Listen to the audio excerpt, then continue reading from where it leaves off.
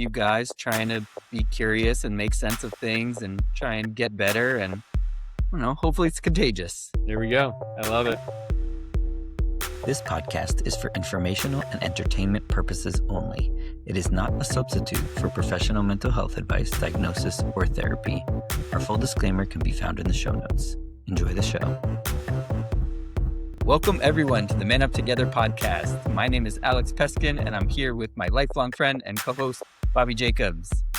First of all, I would love to say thank you to all of our listeners, watchers, everything. We had an interesting phenomenon this week, though, that maybe we could actually use your help from everybody. Would love. So I guess a couple of things. We have, through the platform that we use, right, we're able to get some decent data, right? We get an understanding of geographic location. Also, we get how many people have streamed right? The episode. And then it tells us what platforms they've done it on. And then it tells us what countries they're from. Right.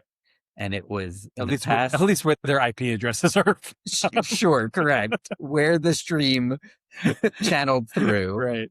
And this week we had a large spike in our listening, and 31% of our streams were downloaded in the United States. Which is a significant It's usually, much higher. I think we've gone as low as 92% sometimes, but this was 31% in the United States. And there wasn't one country where there was 55% or something like that. Nothing else was above 8%. And most were like 4 and 3 and 2%. And so it's interesting. And very random countries. I mean, you were saying we had Uzbekistan and Pakistan. And it's really, every country had a few percent. And very strange. So not sure if this is like a technology weird It could be a glitch. Yeah. It could be something else. But if you are somewhere outside of the United States and you're enjoying this or found us somewhere, let us know. Definitely send us a message on Instagram, Man Up Together Podcast. You can comment on the YouTube video of this if that's easiest for you. You could also send us an email at questions@manuptogetherpodcast.com. We'd love to know where you found us, what you're enjoying about this. If you have any questions or comments or anything, what it's like in your country right now, how's the weather? Tell us anything. Or if you're a new listener from the US, if you just recently started listening too, would love to hear from you. Would love to learn about what you think and if there's any topics you want us to cover, or if you've had the opportunity to go back and listen to some of the older episodes. It's weird to be able to sit here and be like the older episodes, but we do. We've got some older episodes. Yeah, that also was part of the listening spike. It wasn't just the recent episode. There were other ones. So hope you enjoyed those. Tell us what you like and don't like about those. And yeah, for sure. Yeah. The one thing we left out is the platforms. Because most of our listeners, as people would likely expect, are Apple Podcasts, YouTube, and Spotify. There's also a category Other.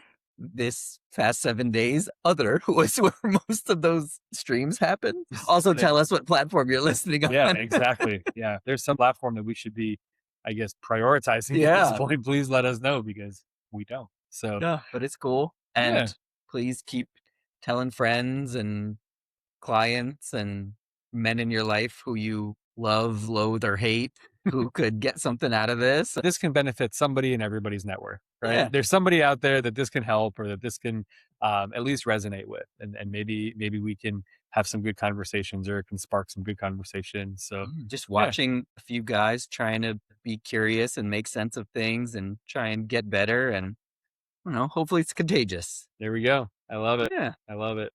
So, but thank you again. And if you're listening, also it would be great if you hit subscribe or follow, and you can rate us 5 stars, of course, obviously, and follow us on Instagram, all the good things.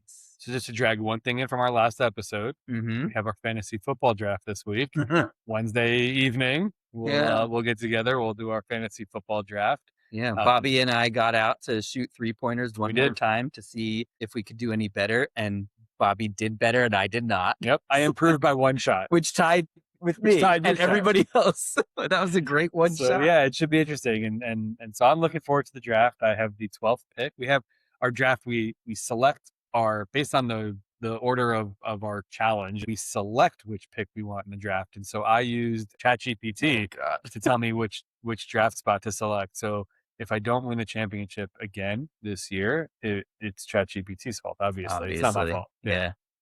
ChatGPT also said again, Jameis Winston, QB1. Of course. First or second round pick. Yeah. And something that I love and hate is happening again this year. I picked the 8th pick and my brother chose the 7th pick. That's going to be good for you. So we're going to be picking each other's favorite players off right before. That's happened before, right? Often, actually. So I seem to remember that. Can't wait. Yeah. It'll be fun. It'll be good. Maybe he'll just take all of the Bengals players and that won't take me out of my misery. Yeah, you won't be burdened with Joe Burrow and the rest of the Bengals this year. I'm thinking of another team this year that I should do that with, and so I think the Browns. They're looking. It's not that one. I won't tell you who it is. But it's not that one. I'm not going to ruin my plan. All right, fine. All right. Well, with that, I think it's really fun to kind of get into the next segment. We're going to have a good conversation. We're going to keep a little bit on theme with sports. So we were talking about fantasy football and realized that another big thing that's starting is college football. And so there's a lot of man stuff around that and culture around that. So we're going to make sure that we dive into the culture around college football, college sports, college fandom and rivalry and all of that. And I think that will be a lot of fun.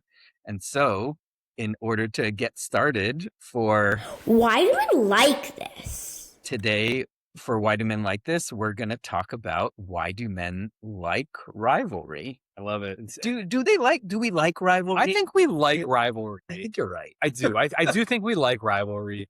I think we like healthy rivalries. Yeah. I think we like slightly less healthy rivalry too. Sure. I could buy into that. Sometimes I think rivalry can sometimes come with confrontation. And I think that there is a place where some men... Ask anyone who's gone to a game in Philadelphia and luckily came out alive. Just a horrible place in general. Anyway. We should have Josh on for this. Right?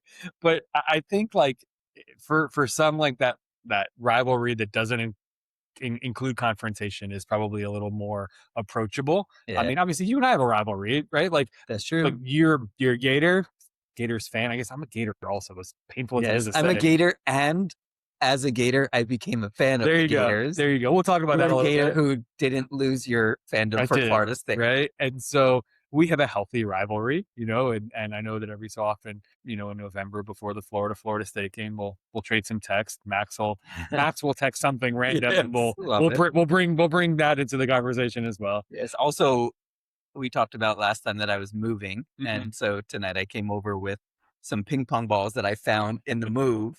That must have been somewhere in my house that were not mine. You mean beer pong balls? Sorry. Okay, got it. Yes, and I knew they were not mine because they had the Florida State logo on them. I think my favorite thing about those ping pong balls, they are way older than our oldest children. Oh, I mean, man, those are decades. Yeah, I mean, they're 20-year-old beer pong balls. 25 maybe at this point. So anyway, back to rivalry. Yeah. So why do men like rivalry? I think, again, it's a place where we talked about this before, like where we can set ourselves up from a hierarchy perspective, right? A rivalry at base level is me saying, nope, what I like is better than what you like, or I'm better than you, or whatever it is. And that therein is that's just a hierarchy, right? Mm-hmm. True. It's, I guess, like it's in our blood in some ways. Yeah. Like, or in our training, likely. There you go. Like you're supposed to be finding where you jockeying land for on the position. Hierarchy. Yeah. Right? I think we talked about that in an early episode. Jockeying for position. Absolutely. So I guess rivalry is just a natural form of that. I think rivalry allows us to... Having a rivalry assumes that there's something that you're passionate about, right? True. And then what you're passionate about, in your opinion, is better than what the other person is passionate about. That's exactly what you're saying. You're saying, I'm passionate about something, and I know you're passionate about something, so I'm better than you. Exactly. Like the Vikings and Packers is what I'm thinking about right now. If I meet a Packers fan, I'm like, ugh, right? Gross. And my passion for it is better than your passion for it, right? Might be the exact same. They might have actually been to Green Bay. Like, I've been to Minnesota once. Exactly. But I got to go to Lambeau once. I had a work trip up in that area, and I was like, well, I have a couple hours. I'm going to go stop. It was a really cool stadium, to be honest with you. It's like right in the middle of like a neighborhood almost. Like there's houses not too far from it. Yeah. Anyway, back to what we're actually talking about. Yeah. So why is Rivalry a good thing? Why is Rivalry a good thing? I think one way that it can be good is that it gives you that there's a half of it that gives you a safety where I'm a Minnesota Vikings fan. I did not grow up there. I have not been to a home Minnesota Vikings game, but if I'm in a bar in Georgia or anywhere and I see a Vikings fan, I can go like, go Vikings. And if they see me with my Viking shirt or hat on, they look at me and they go Vikings. And there's this just I really love that. There's a safety net, right? Yeah. It happened today. We're at the grocery store and my daughter's convinced me it wasn't hard, but there was a Florida State balloon there. And my daughter was like, Daddy, we have to buy that. I'm like, you're right. We have to buy that. Obviously. I'm going to be a horrible father and take this from you. If we don't buy that, they're going to lose all their games this season. We'll see. You should have not bought it so you'd have an excuse for when it happens. But as we were walking through, there was another gentleman walking with his wife and he's like, hey, go Knowles. And I'm like, there you go. Right. Yeah. I had a work trip this past week and I went back to Blacksburg, flew into Roanoke into Blacksburg, Virginia, which is where Virginia Tech is, where I did my PhD. And it felt so good to be on a plane where 80% of the plane was wearing Virginia Tech clothes, right? And it was like, you almost like didn't have to say go Hokies because like everybody was a Hokie on the plane, right? Yeah. And so I like what you're saying because I think, again, it's that there is a social safety net of I am not the only person that likes this. Now, when I was in Gainesville and I was wearing my Florida State t-shirt. You were the only person who liked it and everyone else hated you. 100%, right? And we'll talk about that and the culture and all that for sure. But I do agree. I think there's a social safety net that, says to you, hey, like you're not alone. We're in this together, right? Right. So is there an obvious why is this maybe not a good thing? We're just flipping. Yeah, pretty easy, right? It's easy to feel unsafe. And I think you could take it too far, right? I mean, I get incredibly passionate about Florida State football. I've never gotten to the point where I want to like come to blows with the opposing team's fan, right? Like, but there are people who, without question, and like the entire city of Philadelphia with the Eagles. Sorry, Josh. But no, like I think there's part of this where everybody has a level at which they like, I'll take my rivalry, I'll take my fandom to this point. Yeah. For some people, that this point is a physical confrontation or a place where you start to get derogatory to somebody or make somebody feel lesser because of who they are, right? Like, right. I think we'll get into even more about that when we talk more about the college sports culture as well. Well, like I think that's a good point. People have to ask about it, right? Like last year, my brother-in-law Josh came with me to the Florida State Alabama game, and it's a phenomenal game. Florida State won, but I do remember like a conversation where Josh was like, the Florida State fans are going to be cool. Because he's a Bama fan. He's like, they're not going to be really obnoxious to me. I'm like, no, first off, we're sitting in the adult section. We're not in the student section, but also you're going to be okay. Right. And he had to ask that question. Right. And I'll tell you what, I asked that same question because I'm going to the game this year in Tuscaloosa. Did he have the same answer? Well, it was a little more of a right? It was a little more of like well, if they win again, you're not going to be welcome back, right? Because gotcha. We're going to have to leave fast. There's no reason Florida State should have won that game. And so anyway, I think that's where it could become a problem, right? Is if you don't feel safe, obviously physically safe, but even emotionally safe. To be able to walk out of a stadium, win, loss, indifferent, wearing the colors of your team, but if you don't feel safe doing that because someone is going to yell at you or someone's going to physically assault you, that's not cool. We absolutely should not be taking our fandoms and our rivalries to that level. Think of when I was at UF, it was when the Gators won their back-to-back championships. Really, really good. I remember, I don't know if it was the first or second year they won a championship when Tennessee came to Gainesville. We went to the game, we sat in the student section. It's wild in the student section.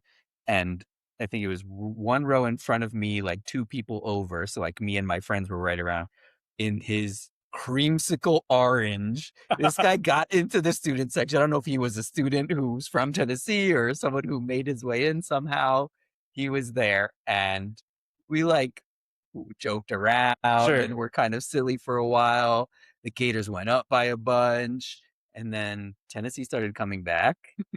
And then Tennessee came back and they beat us, and we realized he had left quite a bit before. And I wondered, we all wondered, like, was he like, oh no, they're about to be angry Gators fans. I don't know if it's going to be safe for me to be excited. I should probably go cheer somewhere else right now. It's a good point. And it's like a shitty thing to have to feel. But at the same time, it is what it is, right? And that's, I think, we'll talk about the culture and how people pour themselves into this and how they just become that fandom and that rivalry. So I guess for why do men like rivalries? Man, rivalries are fun. They give us an opportunity. They can be fun to get on each other, and rivalries come in all shapes and colors. Right? We're very much focusing on sports rivalries right now, but rivalries come in the workplace, right, where you are trying to be the best to hopefully elevate yourself, get promoted, and things like that. Yeah, well, that's an interesting way to think about it, because I'm thinking about this so much from the fan perspective, but what you're bringing up now kind of changes it for me a little bit, because rivalry in the workplace, I think, can be very unhealthy in some ways, but also there can be a healthy part of it where I'm trying to get better than you. And you're like, well, I'm trying to get better than you. And we just keep getting better and better and better. And I would bring that back to sports. I think that it probably works in that way too. Where like, I'm going to give my best because our rival is coming and they're going to their rival. And so they're going to give and it actually probably makes them better and makes the games better and makes the level of competition better. I didn't think of that. It gets rough when there's like fights and NFL spitting at each other right before the first game last year, Eagles and Cowboys. And, that could be rough, but the level of competition makes for some awesome, awesome games, and some of the best sports moments are without question, like Duke, UNC, Alabama, Auburn, UF. I mean, for how many years now, right? Let's be honest. The UF-FSU football game, at the end of the season hasn't meant anything, right? Yeah. Neither team has been playing for a position in a championship, right? But like they play. They had some championship high, kind right? of like they played each other at a high level. I guess not so recent, but like when I was in college again, Florida, Georgia, some monster games against each other, and that's a big rivalry. And they were kind of on similar levels each year, and so some really cool moments happen. I think both sides. People play up to their rivals, right? The games that you want to see whenever. Peyton Manning FSU beats Tom Brady. Duke basketball sometimes. FSU beats Duke basketball. They beat Duke basketball way more frequently than they should, right? Than they deserve, for sure. But I mean, like Peyton Manning and Tom Brady, they always played each other super hard, right? Like, you know, again, like Jordan and all of the people that like Jordan and everybody, right? You know, LeBron and everybody, right? Everybody you play up to your rivals. I think that's a really good way to put that. So. Awesome. Love that. That's to move into college sports. Yeah, so let's talk about the culture of college sports fandom. So what we're going to do, we're going to talk about how we become fans of what we become, the experience of partaking in some of those sports moments and culture. And then we'll also talk about how, I know we kind of touched on this already, but how it can cross a line, become too much. I don't know the right way to put it, but yeah.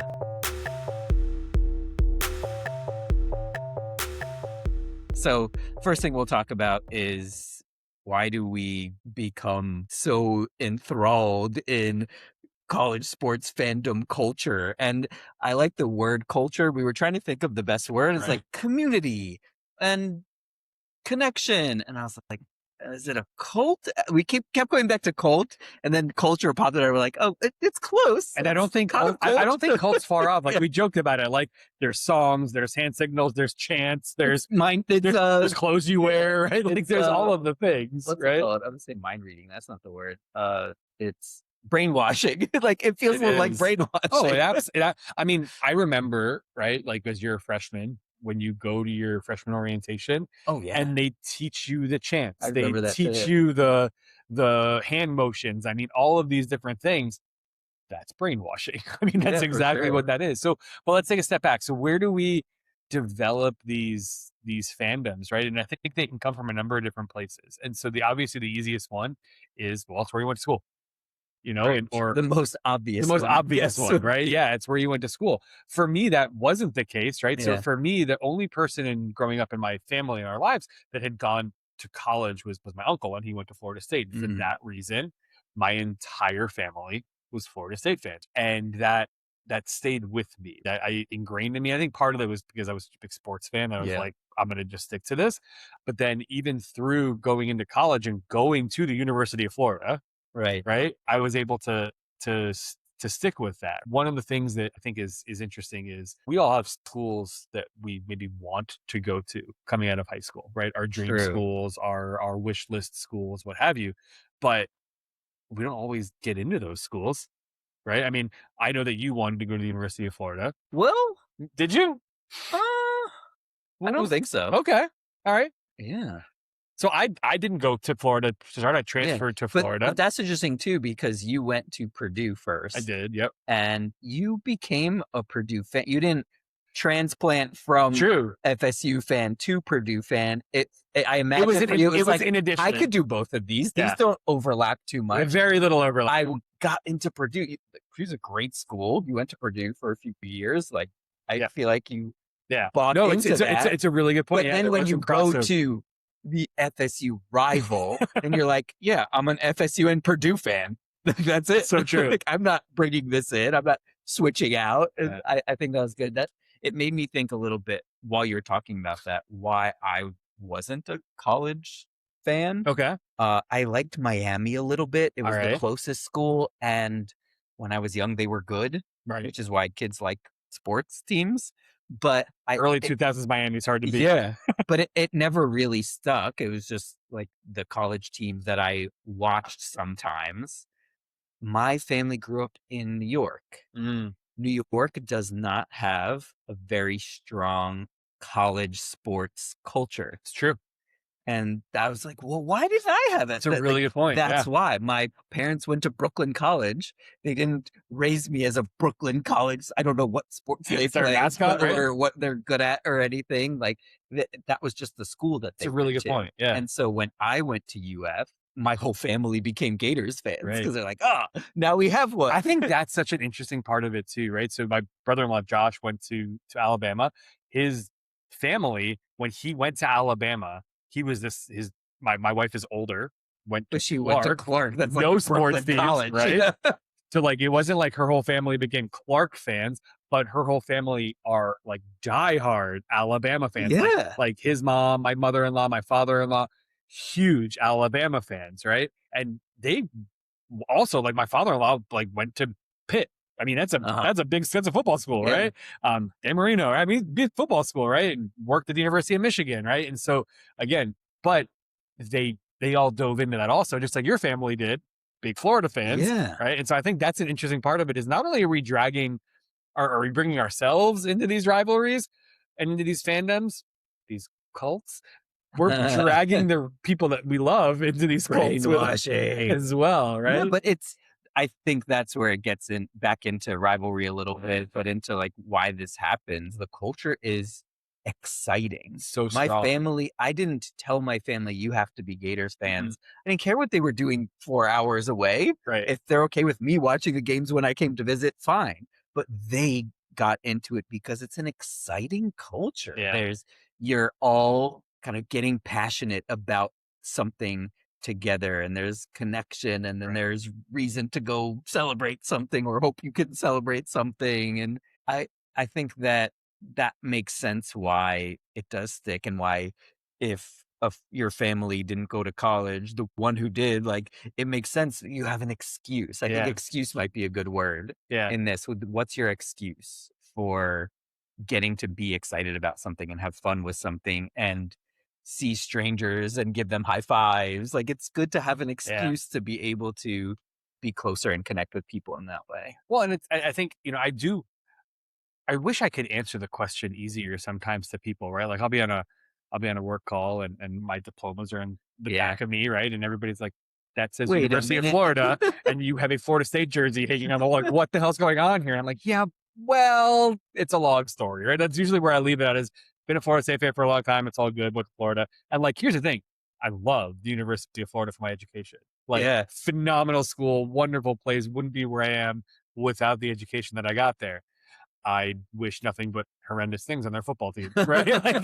It's just not right, unless they're playing Miami, in which case I'll be Florida. There you go. But it's again, I think it's just one of those things where, to me, it's such an interesting concept of like, we're gonna dive into this fully. And now I say that, not everybody. I have a lot of friends and coworkers that are like, oh, I don't care about college sports. Oh yeah, this is just people who do dive right, into it. Which I don't understand how you could. Like, it's so incredibly amazing to me, and my wife gets on me all the time because, you know, we've talked about this. Like, I'll watch college football from the Thursday night game through the Sunday game or whatever it is, and she's like, "You're watching Tulane versus Northern Texas." I'm like, obviously, why would I not watch this game? It's fantastic, right? Oh, okay, so you like football. I like, but it sounds football. like you're saying that's not only it. So what is it? You're watching the Tulane Northern Texas game. You took some time to do that.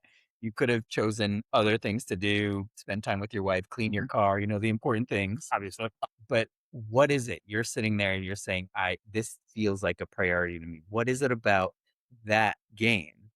I think I'm a fan of the rivalry. I'm a fan of the fandom. I'm a fan of, I want to feel what everybody, I'm not a Northern Texas fan. You're right? saying it's almost like vicarious that when I'm watching the game, a stadium full of Tulane fans are screaming when like someone gets 8 yards. Even like, right, it doesn't even, that's not a big play. Crazy. And then this little section also of the North Texas that they keep showing are like, they're excited too. And even just seeing that, it sounds like in a way you're saying, you know what it feels like when you're in it. And it's nice to just be reminded of that and almost transported into it, even if it's not your team, because you're seeing someone else going through an experience that feels really good for you. Yeah. I mean, I've had the opportunity to watch Florida State football games with people that are not like big football fans or even Florida State fans. And when they see the entrance, right? The mascot on the horse, the flaming spear, the, 100,000 students with the tomahawk chop, all of that, they're like, all right, I get it. That's pretty damn cool. Yeah. That's amazing. Right. And the same thing can be said, I feel in the university. Every university has their thing, right?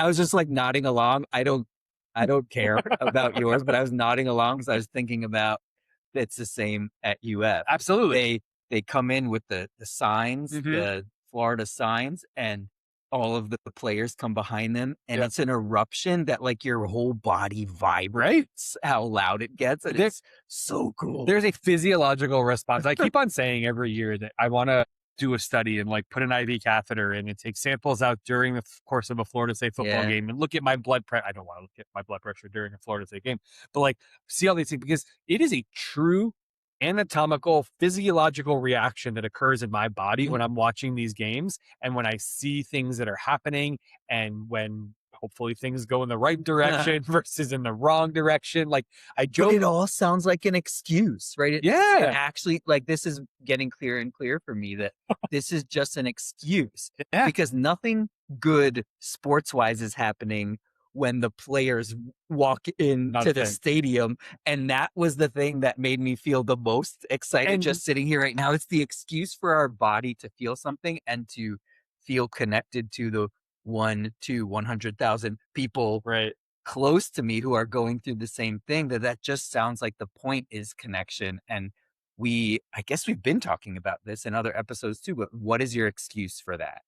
Is it sports? Is it fantasy football? Is it Dungeons and Dragons? Is it name anything that's going to make you say, I want to go out of my way to be around other people who feel this way with me? I really love that you're saying that, because like it absolutely makes sense. And like, I go back to thinking about walking around on game day. And when I walk around on game day at Florida State in Tallahassee, I feel great. Like everybody around me feels the same that I do. When I walked around Gainesville on game day, it was fun because I was having fun. I enjoyed being with people, but at the same time, I was like, I don't like any of you people. Like, I don't feel, I'm not feeling the same, like, love funny and hope, you're saying, right? I don't like that you're having that feeling. Have less fun. Like, Yeah, you'll watch the Tulane game Right. because it's separate enough. We're like, wow, this is Right. great. Going around Gators fans who are feeling that, you're like, you don't deserve this. Yeah. You shouldn't feel this. I like that. Feel worse, right? Yeah, but we're starting to talk about the experience. So let's actually transition into that part of this now too. Perfect.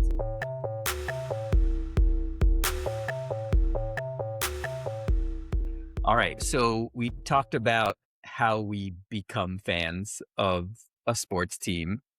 Now let's talk a little bit more about the experience of what it's like to follow through with that fandom. I know we started talking about this a little bit already, but the idea of what happens on game day, the culture around game day, and this could be, I mean, I'll take it a step further. I mean, it's prior to game day. Like that's true. We're a week out from the start of college football season.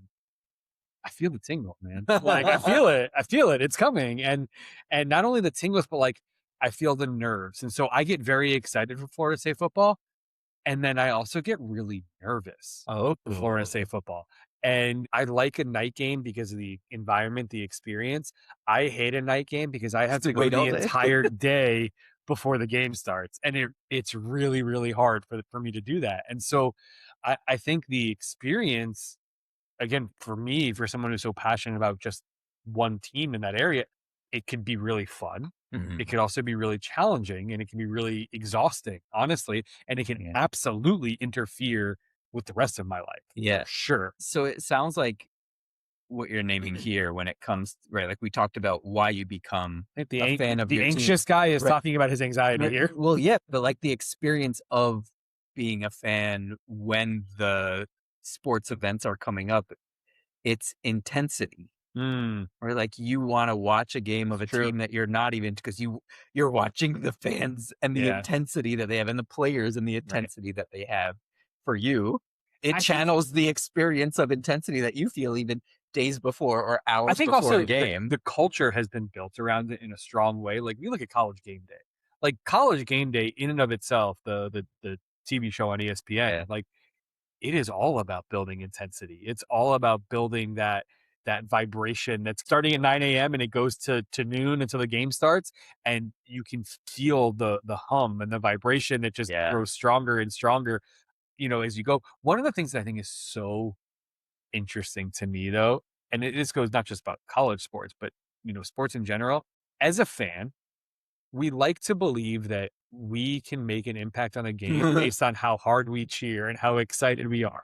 And I think at a game, at a home game, as the whole group comes together, yes, the whole group, the whole stadium, hopefully can make the players feel different. Like can be loud enough that they could. Me sitting on my couch, nothing.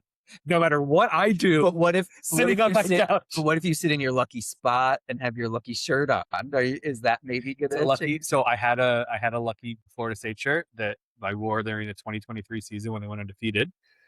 Screw you, College Football Playoff Committee.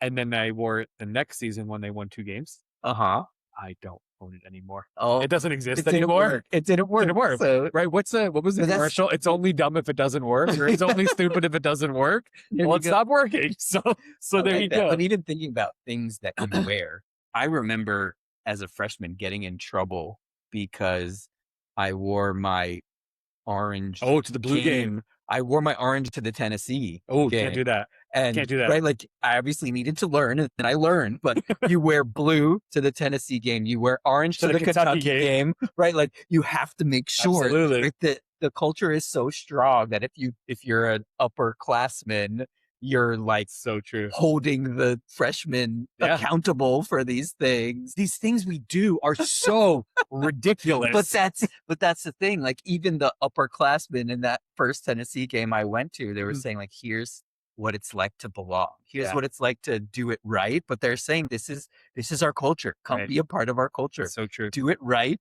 Make the right moves. Wear the right clothes. All of those things. They teach you the cheers on third down and the when to yell, and it's all of the it's a culture. It's absolutely a culture. It's absolutely a culture. And what I think is so cool about it is for some people you can buy into it as much as you want, right?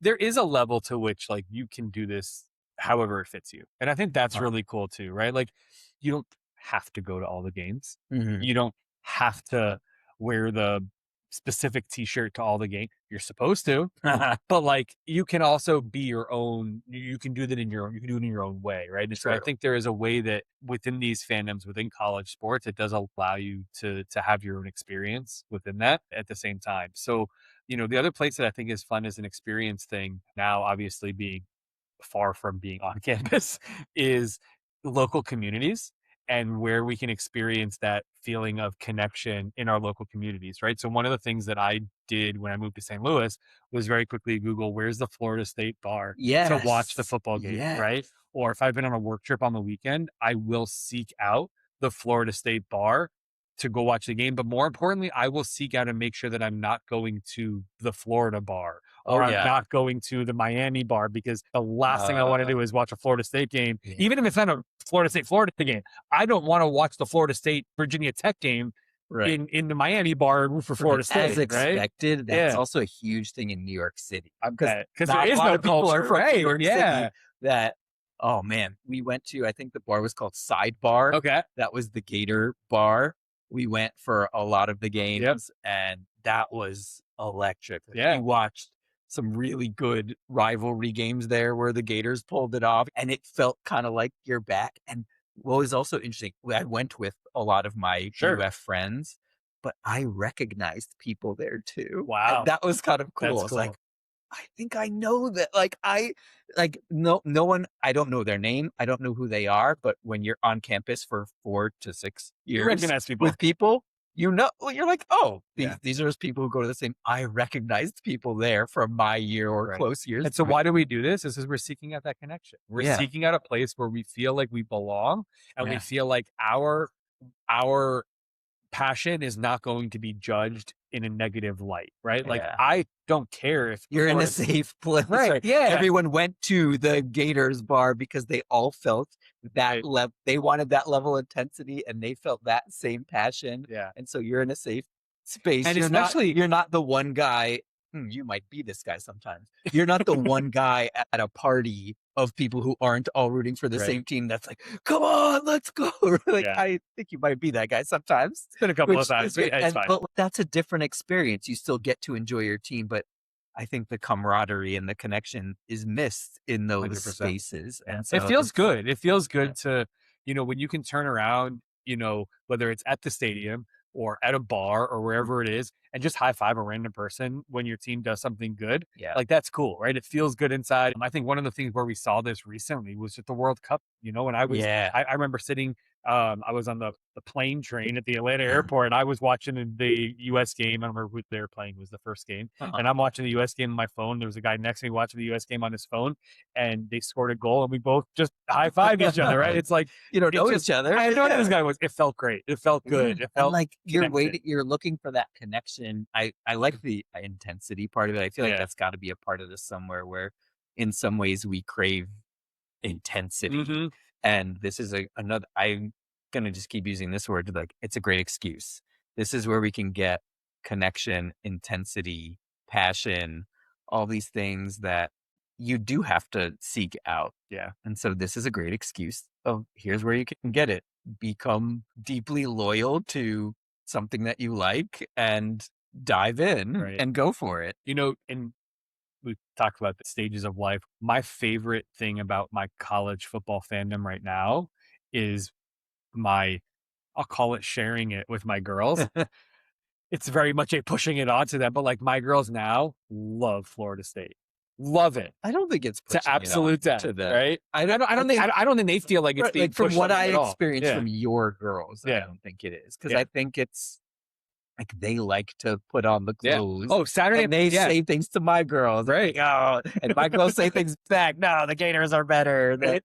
I think it's exciting. Like we get to belong to something. We get to have and it's even connection. I think for them with their rivalry. Oh, for sure. I could tell my friends, oh no, your team stinks, and they can say, no, your team stinks, as long as it stays at that level, right? Like it's a little tradition and little things that we've like done as a family. we have a Florida State helmet that we have like a blow up helmet. And Friday afternoons, my girls get home from school during college football season. They're like, Dad, we got to put the helmet up. It's right? an excuse. It's an excuse. Get excited, right? To connect. I love it. I'm going to use that. Perfect. I'm going to use that from now on. And it's a great excuse. It's a great excuse. And hopefully I don't ever need an excuse to connect with my girls. But you know what? This is a great excuse. Well, we have to have a lot of excuses. Like we have to have a lot of things lined up that can give us those opportunities. And this one in the fall shows up for you real strong. You know what's so crazy about all this? We're talking about like 14 weeks of a year. We're not even talking about the majority of a year. You could get some spring. You could get some basketball in there. Hey, and I think that's where we're talking very much about football. Yeah. And I do know that. I mean, I am as well a big college basketball fan. Yeah. Not as much as football. I think there's a different intensity. There's more amount of games there are, the amount of people that fit in a stadium. Exactly. I think also rankings does something intensity wise where like watching your team go up or down and having to be in a certain level, which the intensity might go down, the more teams can make it. Well, but that was a big deal, especially when it was 4. Well, when it was the BCS, when it was 2. When it was a computer program that chose 2 teams, and it was like, y'all better show up because 2 teams, right? And so, anyway, I think, I agree with you. What if we move to the next one? Where is this a problem?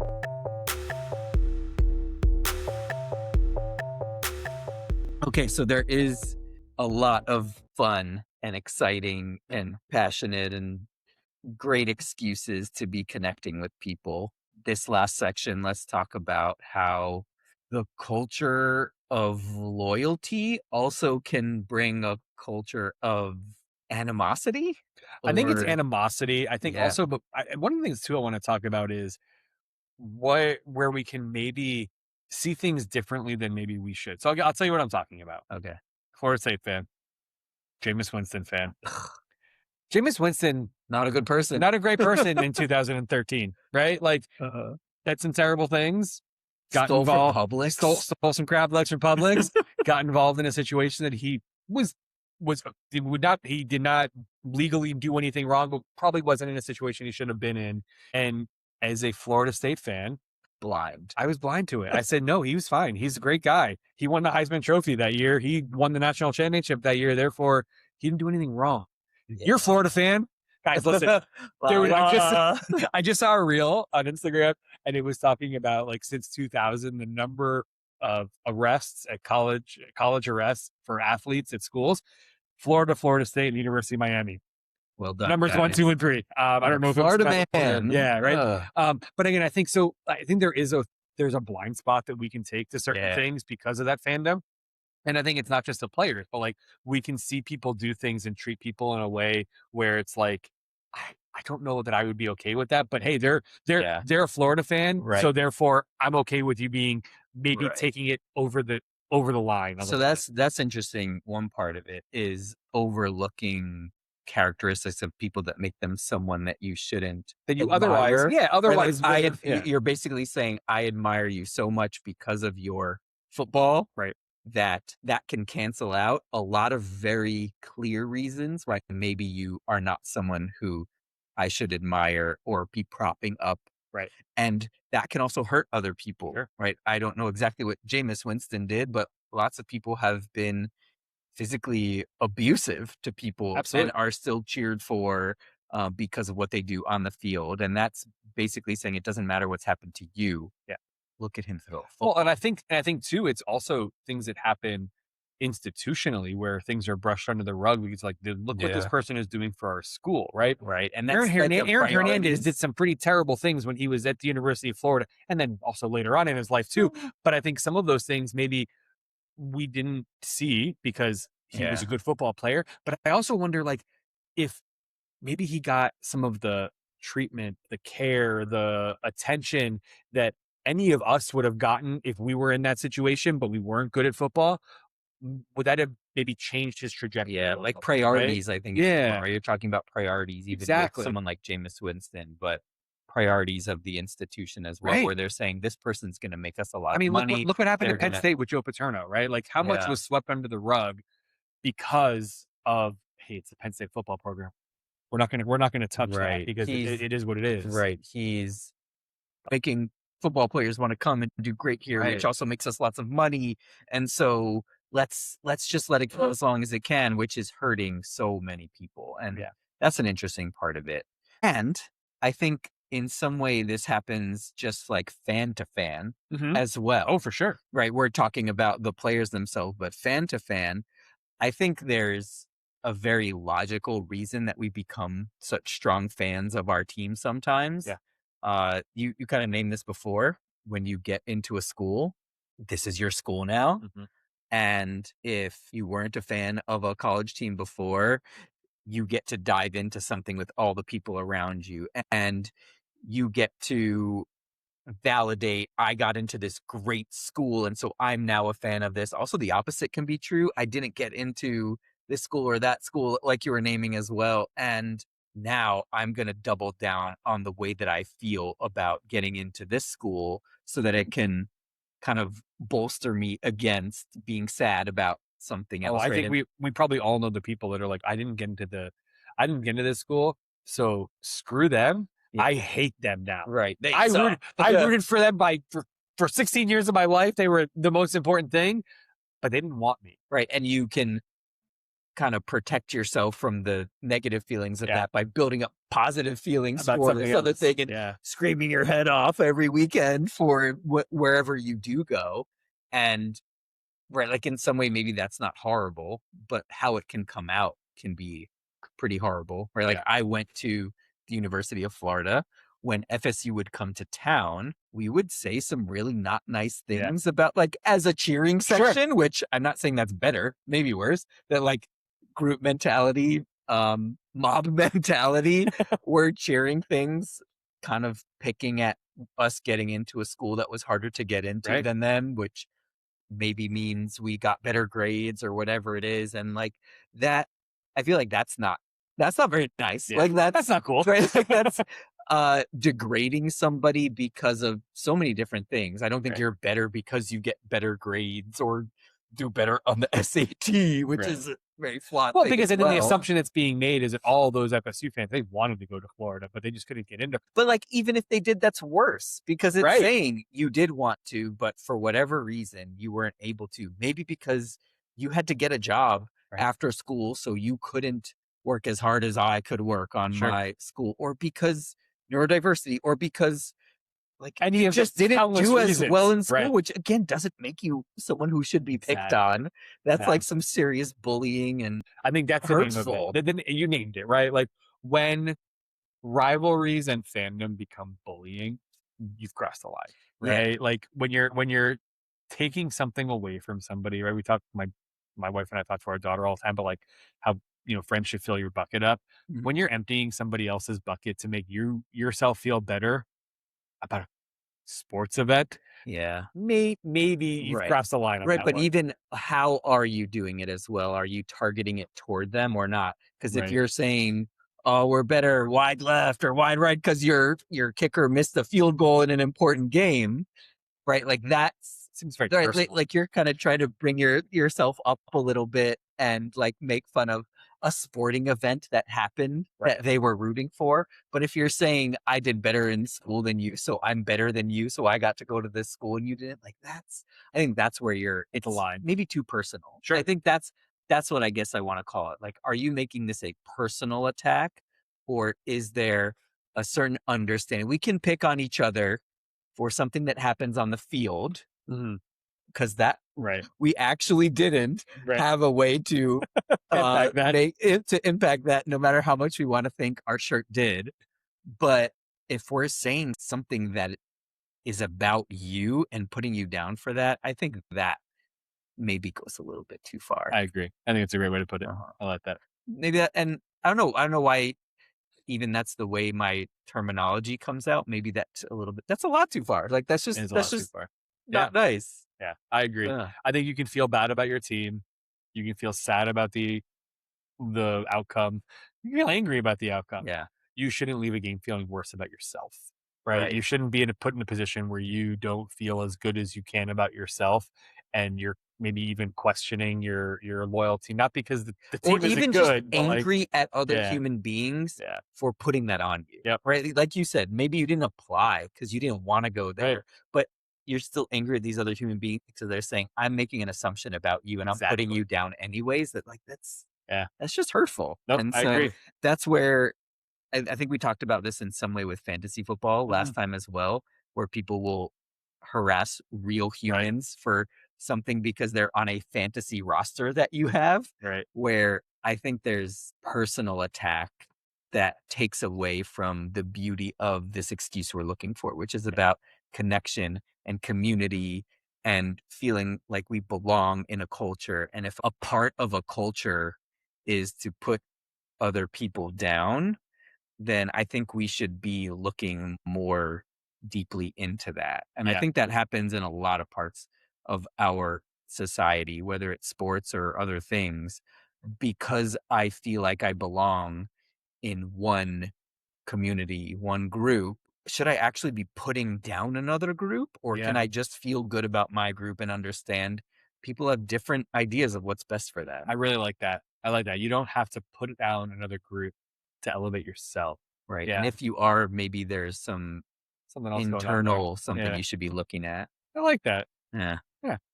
I think it's a good place to leave this. We talked about a lot of the fun and exciting and meaningful parts of this. And so I think it's also just only fair to say, like, let's be careful. Let's be careful to enjoy something we love without taking it out on somebody else. I like that. So, yeah. Yeah. Well, we'll see. We'll see how it goes this season. Good luck. Yeah, you too. For all the hard work you're gonna put into the Florida Gators college football I know you're season. gonna pick the right shirt. It's gonna be great. You're gonna be great. We'll see how it goes. You guys will see as the weeks progress. I'll either be in a fantastic mood or oftentimes we record in the evenings and the weekends, right? Oh yeah. So it'll be very fresh. That's true. See how it goes. We'll see if people can tell if Florida State won that evening or not. So yeah, it'll be good. Very true. Awesome. Well, this is fun. Yeah. I appreciate it.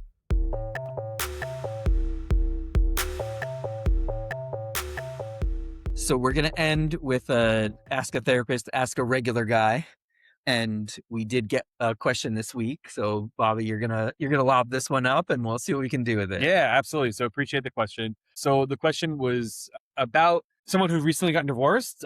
They're relatively young, right? And so they're curious about when to start over and what does it feel like to start over and how to convince themselves to maybe get back in the game, right? They talked in the question was more of a discussion, but talked a little bit about, I put a lot into this relationship. This relationship was a big part of my life for a long period of time.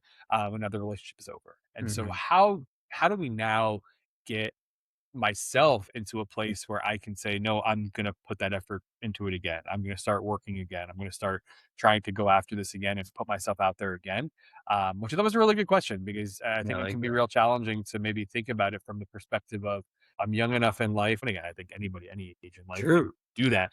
But this specifically was I'm young enough in life to want to make that connection with somebody else again. But there's a whole lot of buts and a lot of questions. So yeah, therapist this up. Okay. So I actually want to pose something back to you first. And I didn't prepare you for this one, but I think it's a good idea. You always do. You're always very insightful and really trying to grow. And so I'll give the therapist answer, but I want you to give the regular guy answer first. Bad ideas only. Bad ideas only. Bad ideas only. So go like deep, take away the work you're doing to like understand the world from this beautiful viewpoint you're creating in your life now, and just go deep into the regular guy. Bad ideas regular only. Guy, bad ideas only. You can go in one of two directions for me. The first direction you can go is say, fuck that, I'm not doing it again, right? Like, no, I'm out. Like, I'm done. This is it. I'm done. I put my time in. I put my effort in. It's somebody else's problem now, right? I think that's one way to go. The other way to go is the other direction and say, well, I'm going to change everything about myself. Ooh. I wasn't good enough. I'm not, I was the problem and I'm the reason why. And so therefore I'm going to change everything about myself. I'm going to be the chameleon boyfriend to whoever I can find. Ooh. And therefore I'm going to find someone and I'm going to change myself to be whoever they want me to be, because clearly I wasn't good enough for that last relationship? I love it. There's That's bad beautiful. answers. There we go. Deep regular guy. there. All right. So which one of those is the right answer? This relationship didn't work out. I'm done with relationships. Or this relationship didn't work out.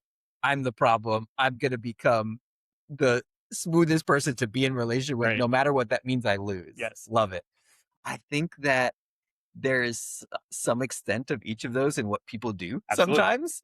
I've seen this a lot. This is a very real experience, and not necessarily just divorce. I think this person specifically said divorce, but ending relationships. And, I've seen this a lot. Maybe one good thing to do is just go to therapy. Sweet. Hey! All right. Therapist answers, go to therapy. The relationshiphouse.org. We'll see you soon. Yeah. Good to go. This was fun. All right. Just kidding. So to talk about it a little bit more, some of the things that I have seen and that do make sense in this are you did just end a relationship.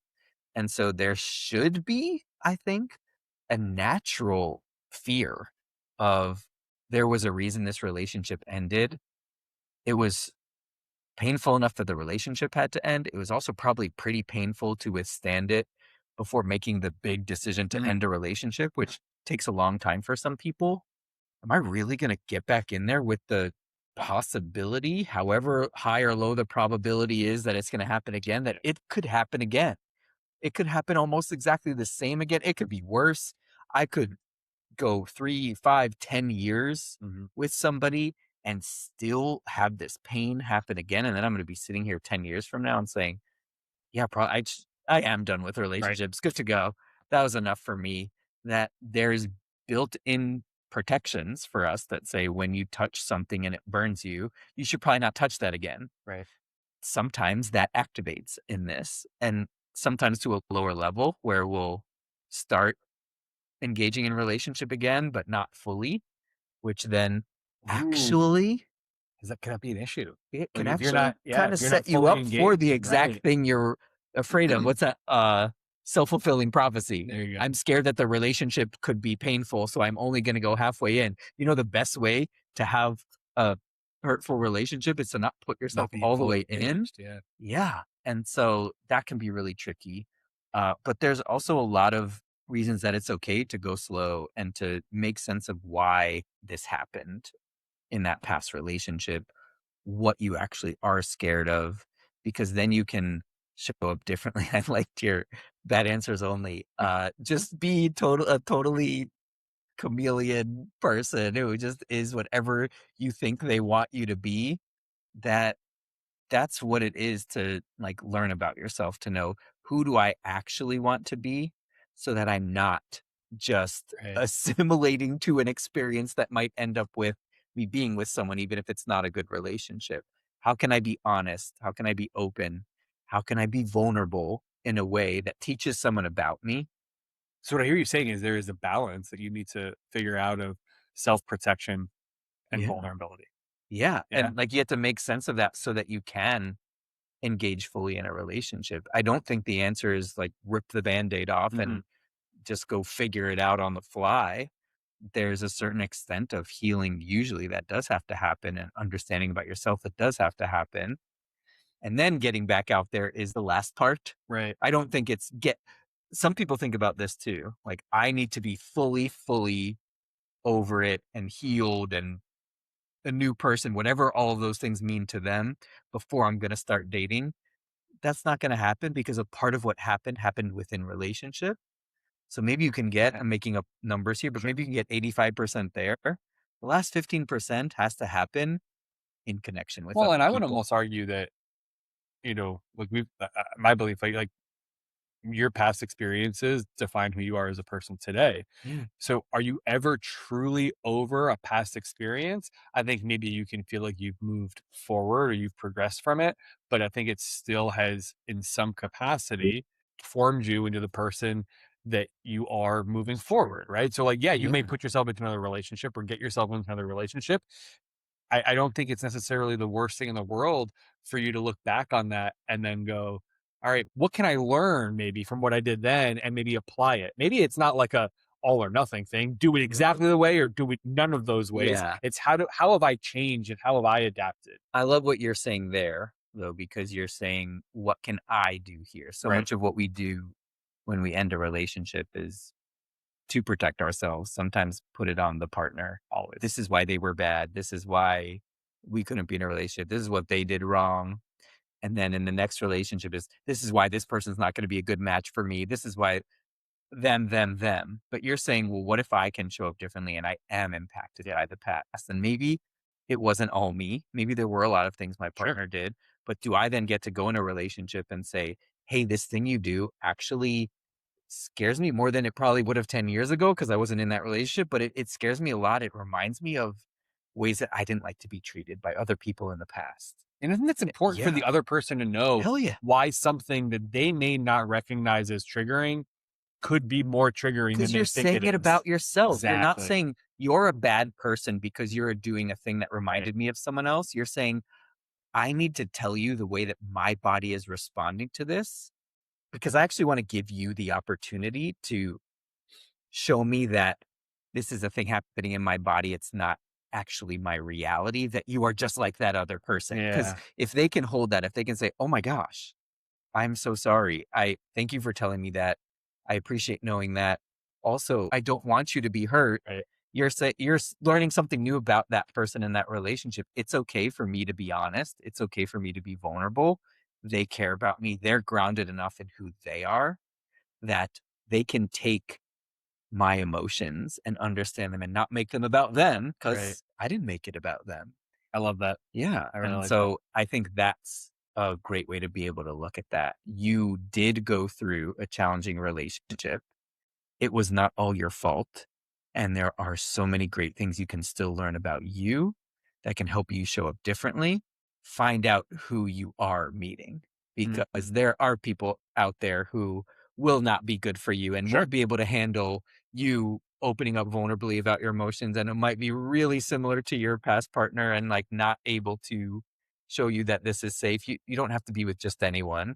And there are so many people out there who would prove to you how much you matter and your feelings matter, and the way you've grown from that relationship can be really beautiful ways to create a much better future relationship. So I love this question. I think that's such a great one. Cool. Awesome. I love the answer. I appreciate it. I'll keep giving bad answers. Maybe I'll start giving bad answers. Yeah, maybe that's a new fun way to flip it up this. a little bit. I don't want you to give bad therapist answers though. Not as helpful as I think we need.